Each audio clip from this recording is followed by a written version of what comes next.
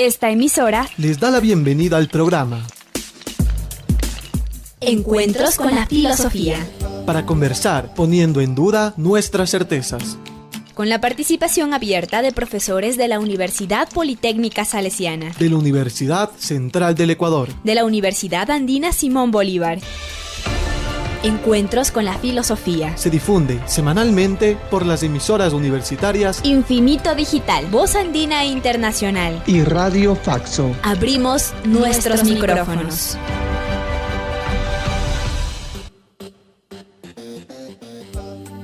Bienvenidos y bienvenidas al programa semanal Encuentros con la Filosofía. Les saluda Edison Aguilar Santa Cruz. Es un gusto encontrarnos una vez más en este espacio de encuentros entre vida cotidiana y filosofía, precisamente cuando vivimos situaciones inciertas de alcance local y mundial. Proponemos, con la colaboración de docentes universitarios, abordar en media hora un tema de la vida cotidiana para repensar la existencia humana desde la filosofía. Saludo a Tito Chela en la cabina de Radio Voz Andina Internacional. Agradecemos y damos una cálida bienvenida al invitado de esta semana, Miguel Iván Chavarría Parreño.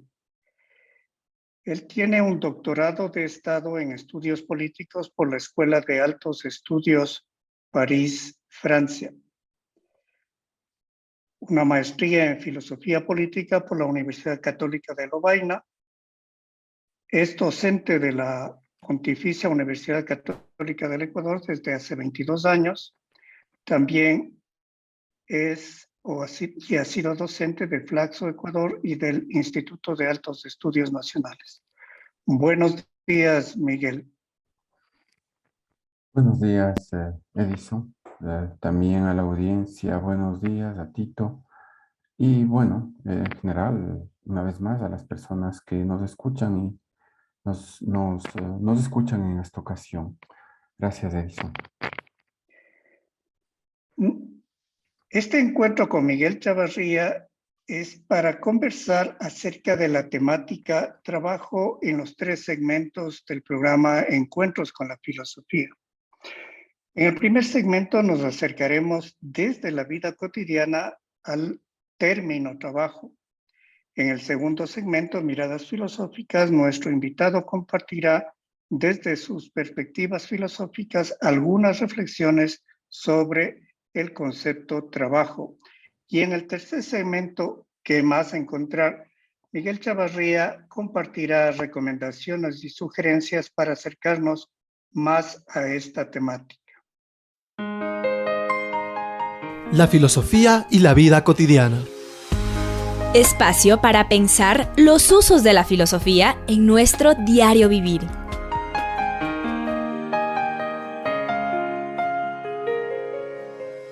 Empezamos el segmento Vida Cotidiana con Miguel Chavarría para revisar sucintamente múltiples usos cotidianos del término trabajo, pues se emplea tanto para designar las actividades impuestas, fatigosas y destructivas para el espíritu y para el cuerpo, como para las actividades elegidas, fuente de alegría y dignidad.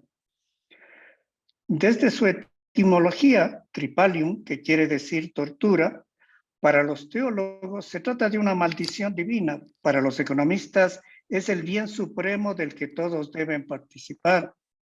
También como fuente de sufrimiento, como cuando se dice que una mujer está en trabajo de parto para decir que está pariendo, por lo que se puede decir que el término trabajo tiene historia tanto en sus significados como en sus usos. Por eso preguntamos a Miguel, ¿cuáles son tus observaciones acerca del uso cotidiano del término trabajo? Es muy interesante, gracias, Edison. Muy interesante lo que acabas de decir, porque si tú te das cuenta en lo que has dicho, hay una implícita distinción entre, por un lado, el trabajo como tortura, tripalium, su origen etimológico, Y por eso, y también has dicho, o se puede plantear como satisfacción de ciertas, digamos, de ciertos deseos por producir algo. Aquí hay una distinción implícita, una distinción entre, por un lado, un carácter negativo, por otro lado, un carácter positivo. Esa es una pregunta, digámoslo, que ya Platón se planteó, o mejor dicho, que él la formuló como filósofo fundador de la filosofía que la había formulado de este modo. Entonces, a diferencia de lo que tú llamas el pensamiento económico o de lo que la gente siente como trabajo, largas jornadas puede ser y por otro cierta satisfacción, eh, hay, hay que preguntarse quizás de otro modo para retomar, porque esto lo que yo pretendo es retomar y actualizar eh, esta, esta reflexión profunda que está presente en la filosofía. La filosofía, digámoslo así, en sus orígenes, con Platón, él es muy consciente de esto, plantea el hecho siguiente. ¿Qué somos nosotros? Esta pregunta que nos hacemos nos invita a tratar eh, de responder no solamente qué somos, sino quién eres tú, Edison, quién soy yo, Miguel, o quién es Tito, si nos acompaña en este momento. Esa pregunta, ¿quién es? Y el ser humano, la respuesta que recibe de la filosofía es a través de lo que nosotros somos, aquello que quienes somos nosotros, recibe respuesta a través de múltiples modalidades de acción. Ese es. Y esas modalidades de acción, modalidades de actividad, eh, son tres que hemos planteado y que yo trato de retomar toda la tradición filosófica. Yo no la considero como a esa tradición como sagrada, porque esa tradición se ha roto, pervive, sí, pero como fragmentos, pedazos que nosotros no logramos recomponerla.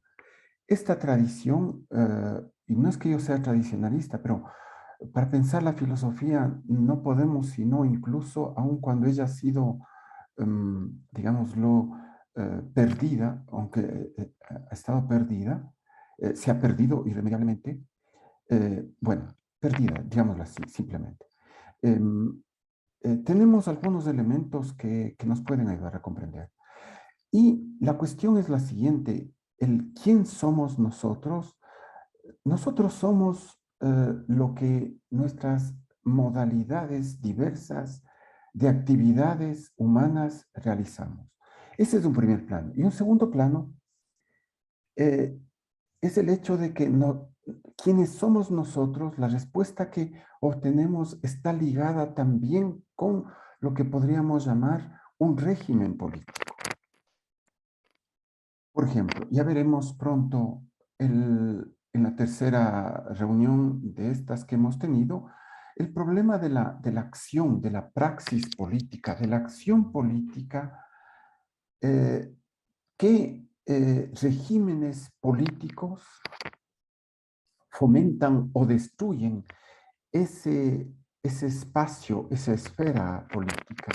Por el momento hemos rastreado ya en el tiempo que se nos da, aunque podríamos hablar largamente sobre estas modalidades.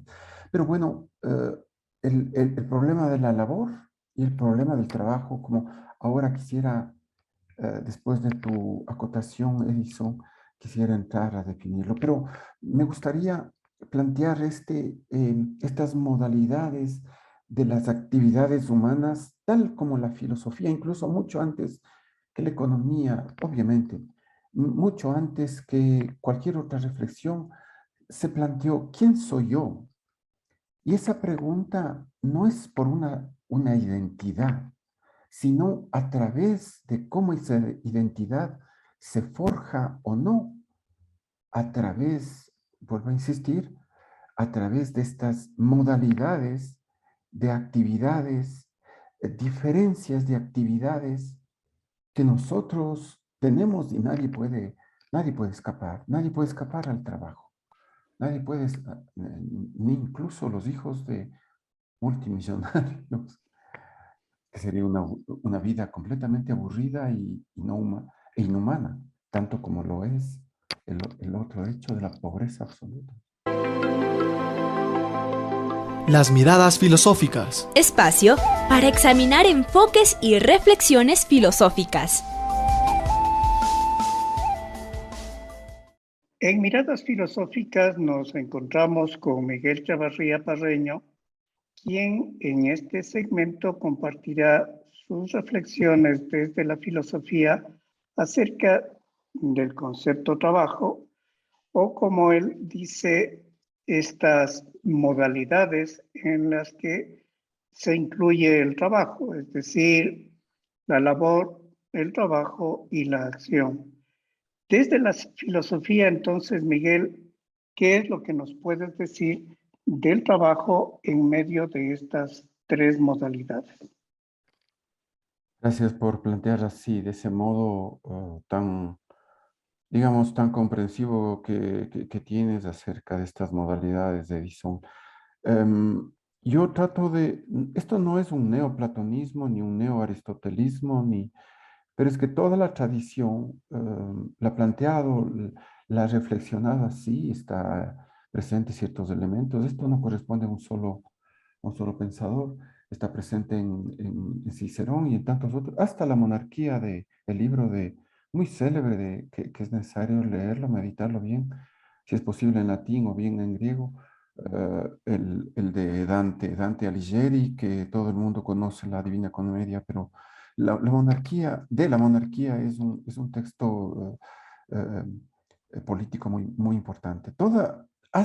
Digamos, hasta el siglo XIX, siglo XVIII o XVII, esto se prolonga. Ya diré en qué momento se rompe esta tradición, pero planteemos el problema del trabajo. El trabajo no produce bienes de consumo a diferencia de la labor. El trabajo produce bienes de uso y todo depende del tipo de uso que le demos para que ese objeto sobreviva, se prolongue o tenga una existencia objetiva. Por ejemplo, hay una diferencia entre una silla y un pan. El pan cada mañana humeante, acabado de fabricarlo, acabado de hacerlo, está destinado para el consumo inmediato. Ingresa en el organismo y se transforma por los mecanismos biológicos en una serie de elementos necesarios para el cuerpo, como los azúcares y tantas otras cosas de ese tipo. Pero la silla permanece si se le da su uso adecuado. Evidentemente la puedo destruir si hay un mal uso. Si le doy un uso adecuado, la silla permanece no indefinidamente un cierto tiempo. Entonces pensemos en esos objetos, en ese conjunto de objetos, que es lo que la tradición llamó artífice. Artifex. Es el artificio. Los latinos, sobre todo Cicerón, habla del artificio. Es decir, el mundo se hace objetivo, cosificado, podríamos también emplear el término, porque se convierte en una objetividad que es la objetividad natural, que están presentes ahí como tales. Entonces, pero estas distinciones entre labor y trabajo, por ejemplo, aquellos filósofos o aquel filósofo del trabajo, nunca, como Marx, nunca percibe su diferencia, aunque él en ciertos pasajes del Capital lo percibe, lo hace, pero confunde porque su intención es demostrar, digamos, la alienación que sufre el trabajo. Pero esta mirada es una mirada completamente diferente, que no la niega ni la contrapone, solo que es mucho más profunda. Porque podemos hablar que el mundo es objetivo solamente en la medida en que estos objetos permanecen y dan sentido al humano. Por ejemplo, yo solamente puedo imaginar a través de los libros que he podido leer sobre una guerra. Una guerra destruye por completo el artificio humano, no solamente vidas, que es lamentable, pero destruye el artificio humano desde edificios de apartamentos y tantas cosas que eso añade al ser humano que va a verlo como sinónimo de destrucción completa, de inhumanidad completa. No encuentra un sentido. Y eso es obvio, porque el mundo es lo que la fenomenología de Husserl llama el mundo. El mundo es ese conjunto del artificio humano que le da sentido a nuestra existencia. Es la fase, la zona intermedia entre nosotros y la profunda indiferencia que la naturaleza eh, lo, lo mantiene. Lo mantiene. Porque la naturaleza es, por esencia, se caracteriza por una indiferencia tal. Pero entre la naturaleza y nosotros, como seres humanos, que somos seres mortales, maleables, cambiantes, se interpone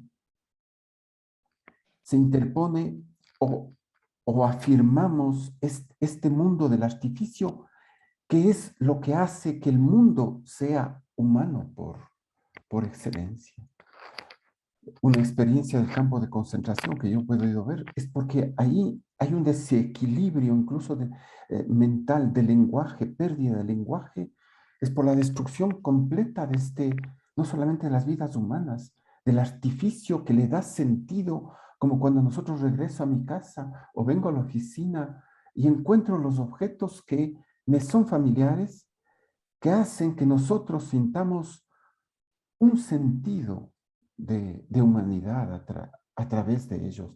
Y no solamente un sentido de humanidad, es a través de ellos, de ese mundo cosificado, no eh,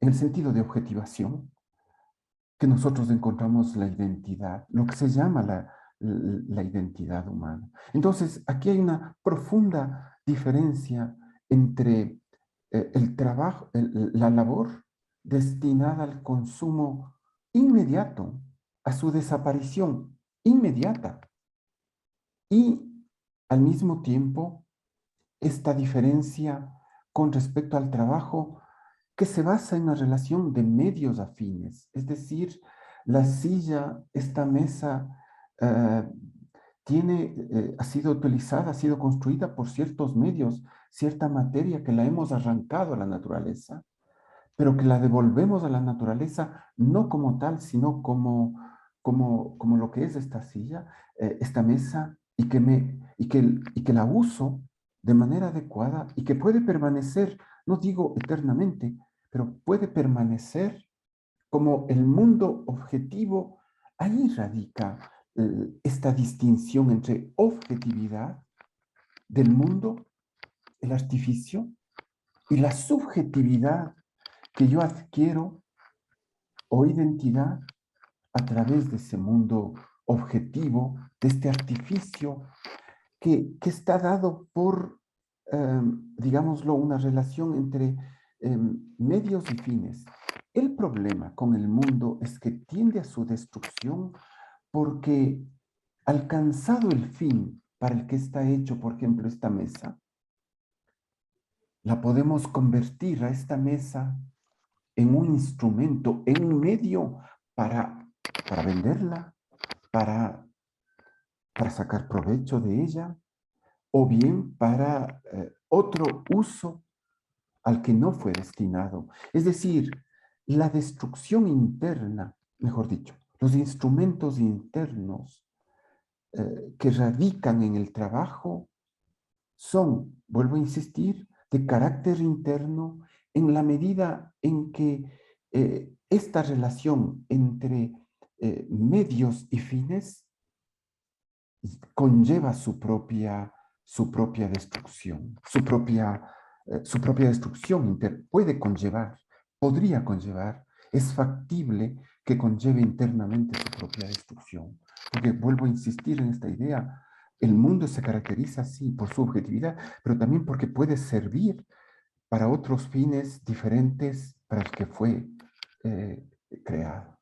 Por eso es que nos resta después la única posibilidad, que es la acción o la praxis, como la llamaban en la antigüedad, o el agere como en la antigüedad griega, o el agere en la antigüedad latina, que es justamente nacer y comenzar algo de nuevo. Bueno, estoy adelantando algunos elementos de la acción.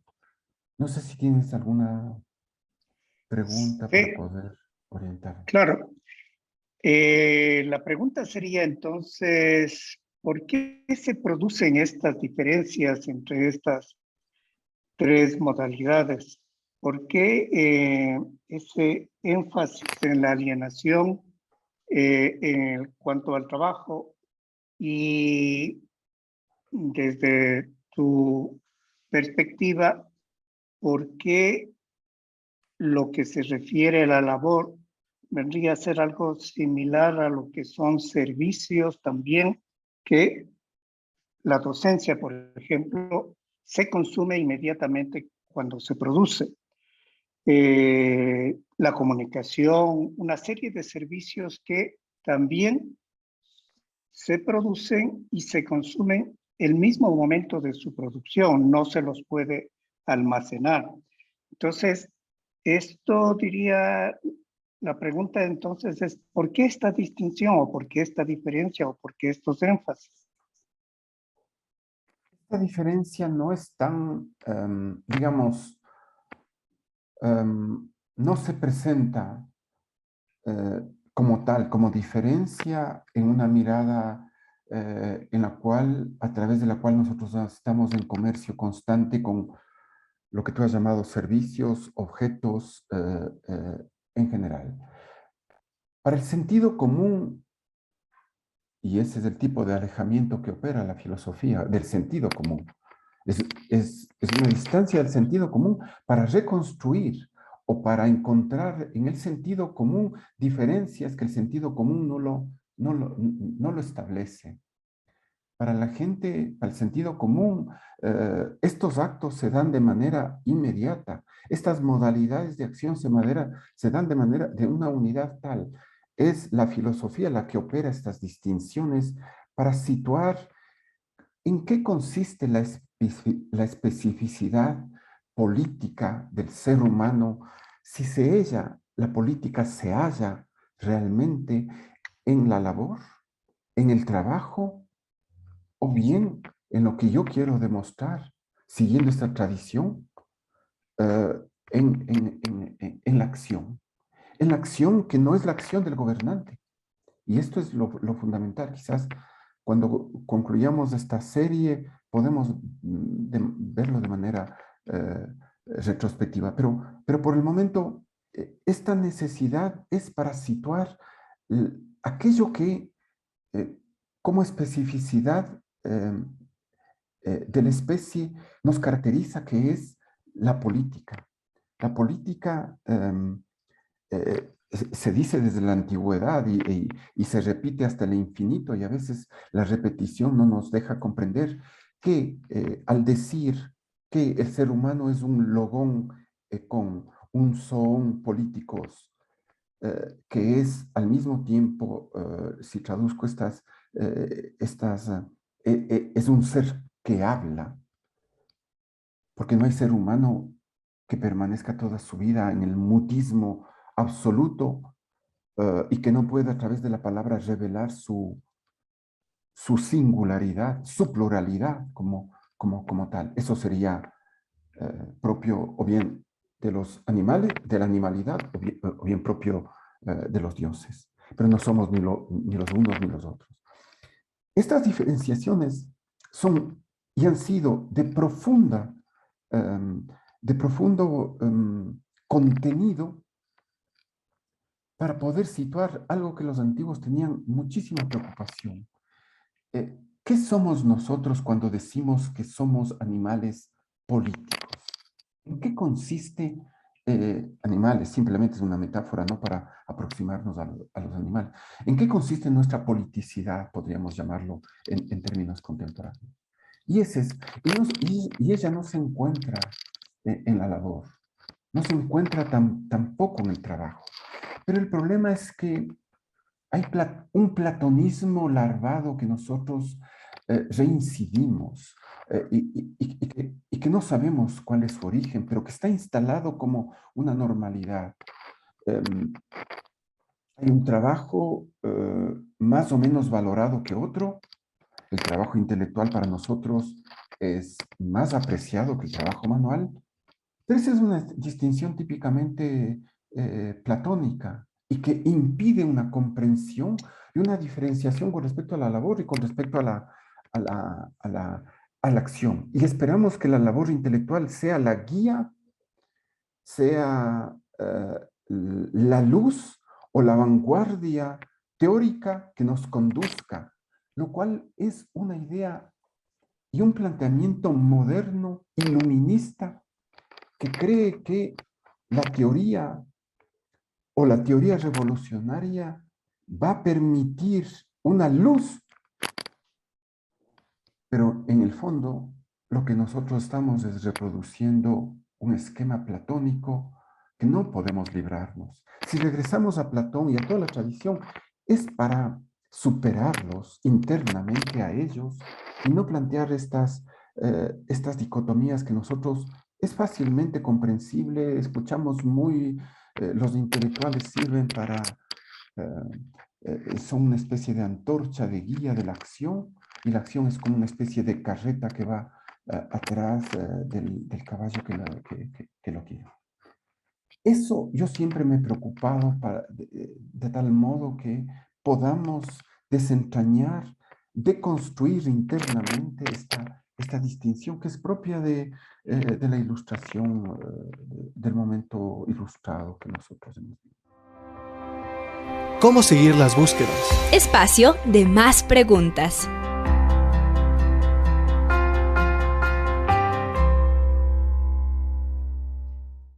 En este segmento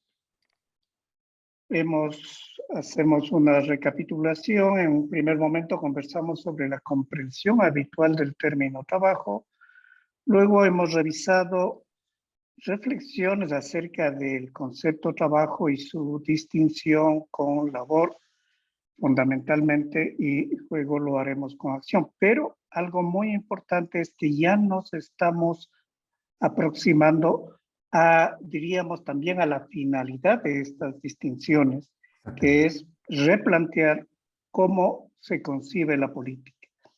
Por lo que, si bien quedan muchas inquietudes para cerrar este encuentro, le preguntamos a Miguel Chavarría, ¿qué otros términos, o más bien, cuáles serían sus recomendaciones y sugerencias audiovisuales, bibliográficas, para profundizar en esta distinción? Estas distinciones son propias de una tradición filosófica, digámoslo así, de la fenomenología. Y el primer gran fenomenólogo fue Aristóteles. No es la fenomenología de Husserl ni la de Hegel. En esto, más que en la discusión acerca de la inmortalidad del ser humano, o no inmortalidad, o la inmortalidad de Dios y la metafísica, es Aristóteles el que primero mantiene una distancia con respecto a Platón en cuanto a estos hechos. Y él recomienda también que integremos el teatro trágico y que observemos cómo en la tragedia, en el teatro, en la trama de la tragedia, las acciones están presentes. Él se volca a la danza, a la tragedia, al teatro, para sacar de ahí estos anudamientos de la acción. Lo mismo yo les recomendaría a las personas si tienen la amabilidad de seguirnos, que observemos más que los tratados de economía, que observemos las articulaciones de estas actividades humanas como fundamentales. Y que logremos a partir de ahí, la danza, por ejemplo, ¿qué es lo que muestra a través del cuerpo? ¿Qué es el tema justamente que tenemos en la acción, en la praxis? La individualidad, pero también la multiplicidad, la pluralidad, más que la multiplicidad, la pluralidad, que son conceptos, incluso realidades mucho más concretas que el carácter abstracto que tiene el concepto de clase social, por ejemplo. Yo creo que por ahí podemos mantener algo como recomendaciones, como sugerencias, ¿no? Muchas gracias. Concluimos este encuentro semanal con la filosofía, con nuestro agradecimiento a ustedes, radioescuchas, al invitado de esta semana, Miguel Chavarría, a Tito Chela en la cabina de Radio Voz Andina Internacional. Recuerde, recibimos sus comentarios y sugerencias al correo electrónico encuentrosconlafilosofía@gmail.com. Hasta el próximo encuentro con la filosofía. Agradecemos su sintonía a Encuentros con la filosofía. el programa que impulsa el filosofar como acción compartida desde las radios universitarias. Les invitamos a compartir las próximas emisiones de Encuentros con la filosofía por esta emisora.